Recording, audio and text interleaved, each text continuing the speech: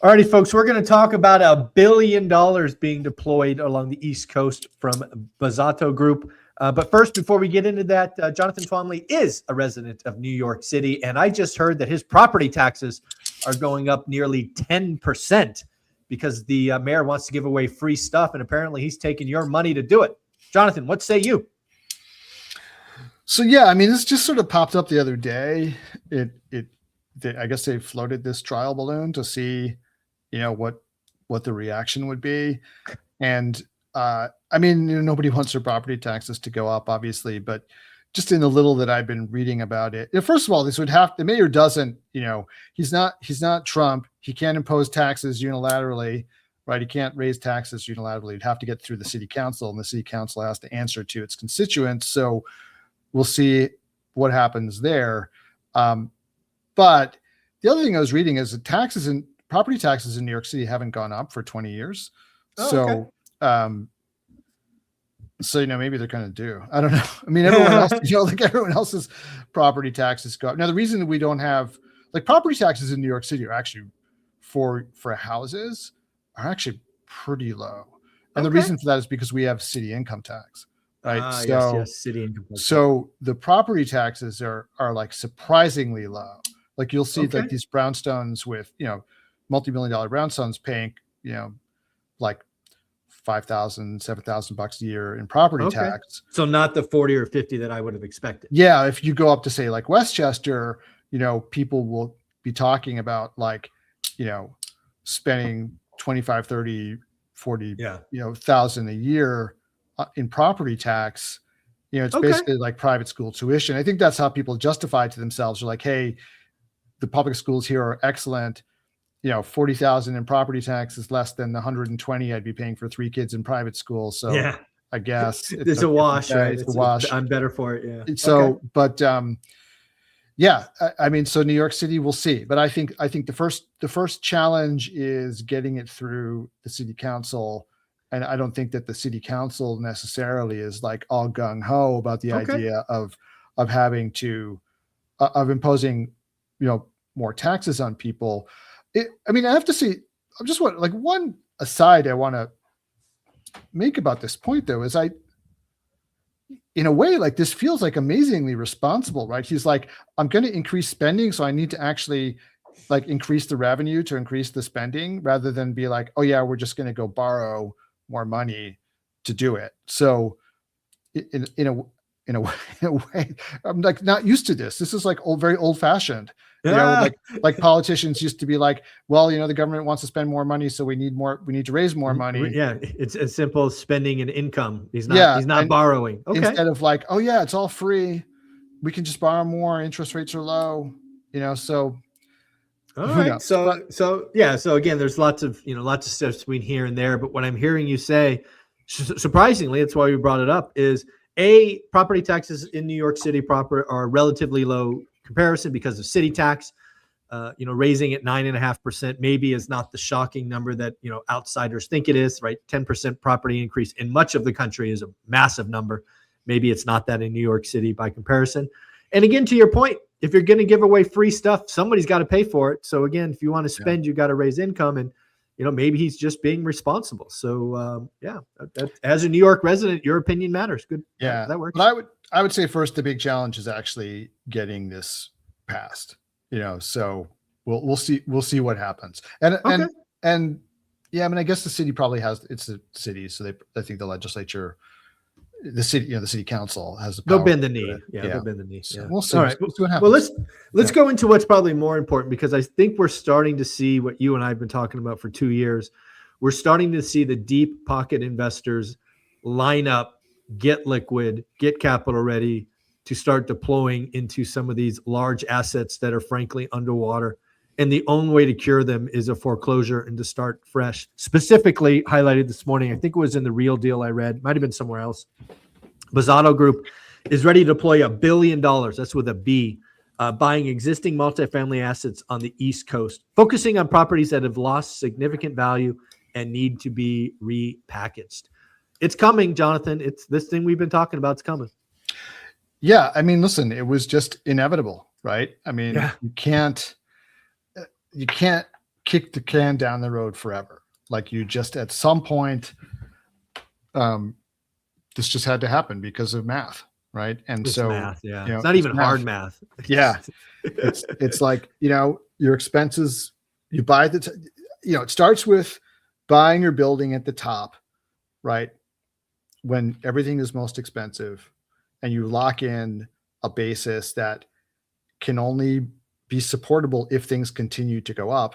Right. And if they don't go up, then you're in trouble because of financing, right? If the value of your asset goes down, you just become unfinanceable, and then, you know, bad stuff starts to happen. And you know, people always, you see this every time, like people think that the market will rebound right away, you know, but this ain't the stock market, folks, right? It doesn't just bounce back, right? This is a slow moving ship that's got to be turned around, and it just takes a long time. And most people are going to run out of runway, you know, like you just, 5 years is a short time in real estate. And that's the term of your typical commercial loan.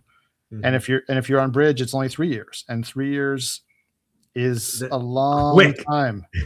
I'm sorry. Well, yeah, you know what I mean? Like it's quick. 3 years is quick. The debt cycle is a lot longer. Yes. The debt cycle is long. Yeah. So, I'm curious again. If I'm hearing about people lining up to buy this, I got to imagine you're hearing a lot more of this, because again, it's just math, and there have been people like us. Both of us have been sitting on the sidelines for years, for the most part, and you know, now we're getting excited because we're going to get another bite of the apple as these assets retrade, and they're going to a lot of these will trade at 40%, 50% discounts to past purchase price again because it's math.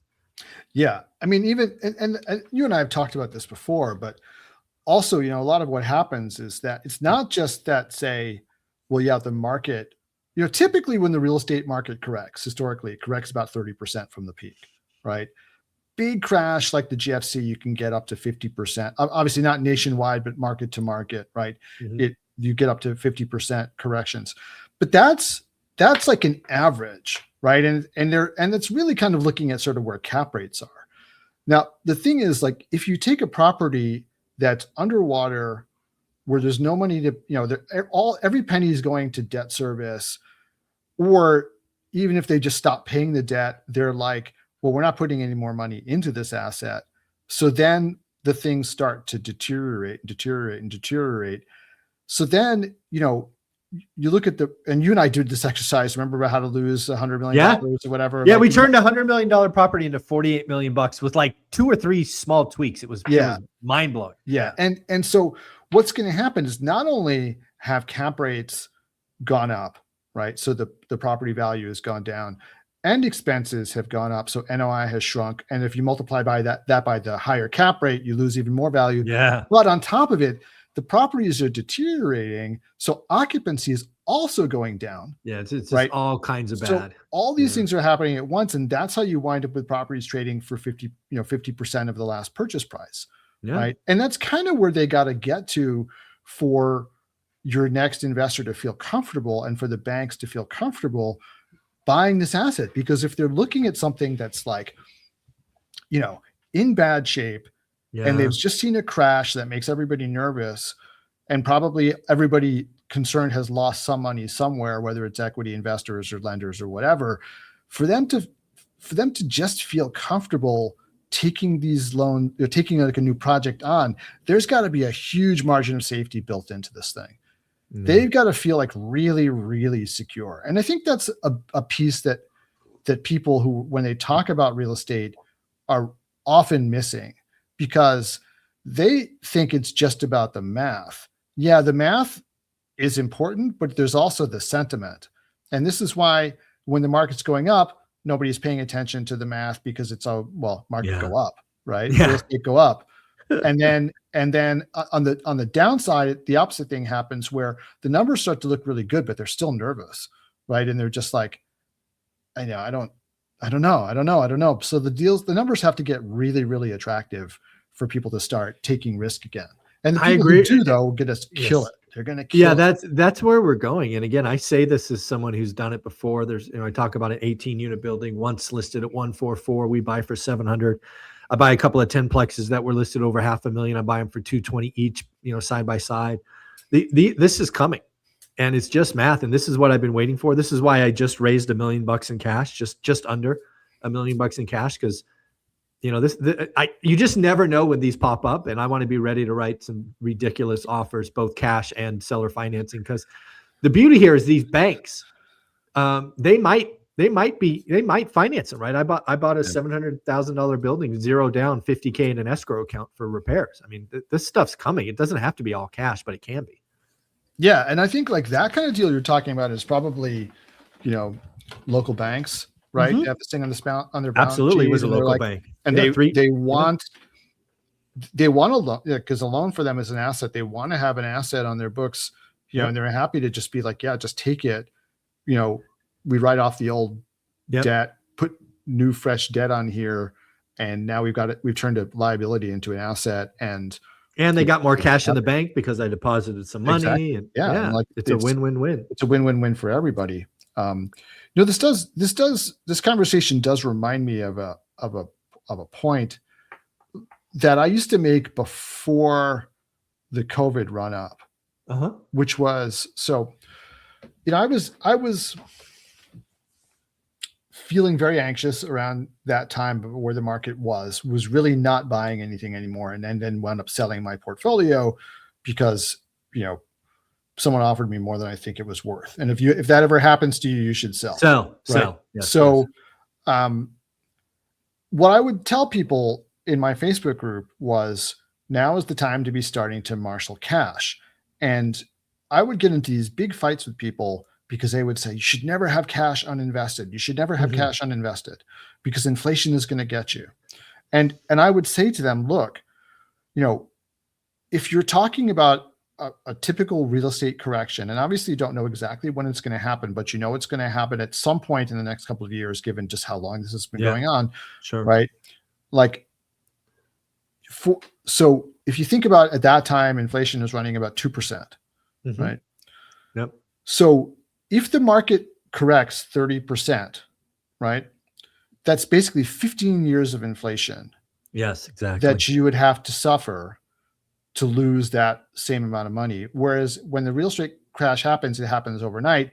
Plus, that's enough for your equity to go to zero. So it's actually, like the same thing as like, what does that work at? 50 years of inflation at 2%, right? To avoid that loss. And I would say, I would be warning people, like, now is the time to take chips off the table. Don't double down. Don't go and do a 1031. Right. Any of that stuff. And people would be screaming at me, you can't have money uninvested. You can't have money uninvested. Inflation's going to kill you. And I was like, look, what's going to happen if you go and reinvest at the top of the market is not only will you not have the money available to buy those great bargains, but you probably will lose all that money too. Right. So here you are worried about 2% inflation. Hey, I'd be willing to take, 3-4 years of 2% inflation in order to like make 30% on the buy, right? And not lose the money. Such a good point. Such a good point. Inflation is an opportunity cost on future purchases. And again, if you're playing the game, sometimes, and again, I just said it, I raised just under $1 million because I wanted to have cash that's ready. And yes, that means I'm going to suffer 3% loss to inflation.